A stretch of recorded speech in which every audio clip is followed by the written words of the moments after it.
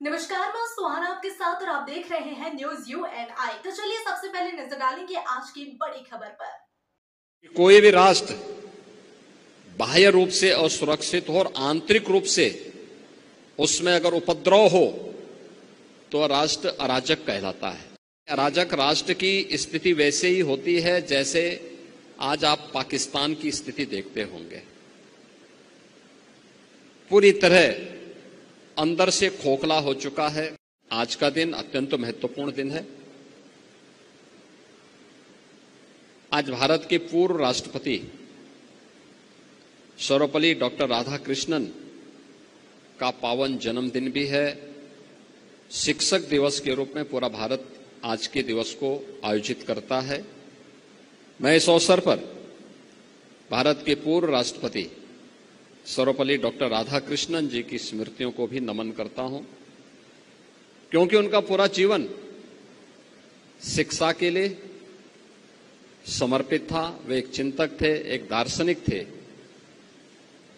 और उन्होंने शिक्षा जगत से जुड़ी हुई भारत की परंपरा और संस्कृति से जुड़ी हुई मुद्दों को अपने दार्शनिक अंदाज से देश और दुनिया के सामने प्रस्तुत किया था। आज का दिन शिक्षकों के सम्मान का भी दिवस है, अपने गुरुजनों के सम्मान का दिवस भी है और हम लोग गोरक्षपीठ से जुड़े हुए आचार्य द्वे की स्मृति में इस व्याख्यानमाला की शुरुआत कर रहे हैं। राष्ट्रीय सुरक्षा के बारे में जो विभिन्न आयामों की चर्चा यहां पर जनरल चौहान ने की है, वह न केवल वर्तमान की है बल्कि भावी भी है। और आचार्य चाणक्य ने एक बात कही थी कि कोई भी राष्ट्र बाह्य रूप से असुरक्षित हो और आंतरिक रूप से उसमें अगर उपद्रव हो तो राष्ट्र अराजक कहलाता है। और अराजक राष्ट्र बहुत शीघ्र समाप्त हो जाता है। यानी अराजक राष्ट्र की स्थिति वैसे ही होती है जैसे आज आप पाकिस्तान की स्थिति देखते होंगे।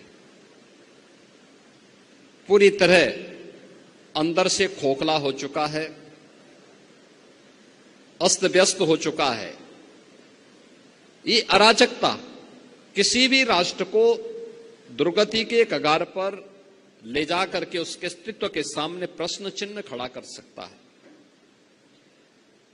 भारत इस दिश से प्राचीन काल से ही बहुत सजग रहा है, सतर्क रहा है और उसकी सुरक्षा के लिए उस प्रकार के तौर तरीकों को अपनाने की एक प्रवृत्ति भी रही है।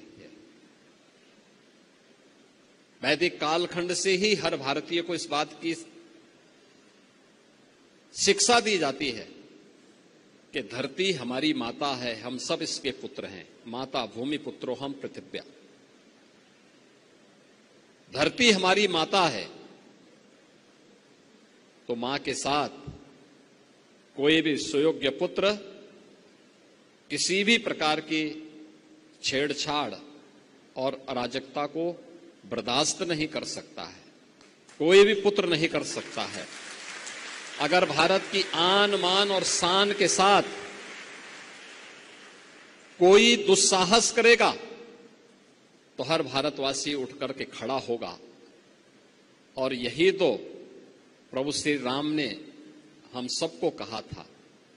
उनका उपदेश इसी बात को लेकर के, जब उन्होंने जंगलों वन के दिनों में, जब वनवास उनको हुआ वन के अंदर, और उस समय की भारत की सबसे बड़ी चुनौती जो थी, वे जो राक्षस थे, रावण के राक्षस थे, उन राक्षसों के उत्पात के बारे में, उनके उपद्रव के बारे में जब उनके सामने इस बात को रखा था तो उन्होंने एक ही संकल्प लिया था। तब उन्होंने कहा था, भारत की विद्वत शक्ति के सामने उस समय उन्होंने एक ही संकल्प लिया था, निस्सरहीन करो मैं मुझ उठाए प्रण कीन। यानी एक ही प्रण किया था कि मैं इन राक्षसों को पूरी तरह समाप्त करके इस धरती को राक्षस विहीन करूंगा। राक्षस विहीन करने का मतलब उन उपद्रवी तत्वों को जो हमारी राष्ट्र की सुरक्षा में सेंध लगा रहे हैं, इनसे अपने राष्ट्र को मुक्ति दिलाऊंगा, यह संकल्प राम राज्य की आधारशिला बनी थी। याद रखना, राम राज्य एक आदर्श व्यवस्था है, राज की, शासन की आदर्श व्यवस्था, जिसमें किसी भी प्रकार का कोई दुख, कोई रोग, कोई शोक, कोई संताप, जिसके लिए कोई स्थान नहीं। हर व्यक्ति सुरक्षित है, हर व्यक्ति खुशहाल है, हर व्यक्ति समृद्धि की एक नई आस के साथ आगे बढ़ रहा है, एक स्वस्थ प्रतिस्पर्धा के साथ आगे बढ़ रहा है। और यही तो भाव था जो प्रभु राम ने हम सबको राम राज्य के माध्यम से दिया।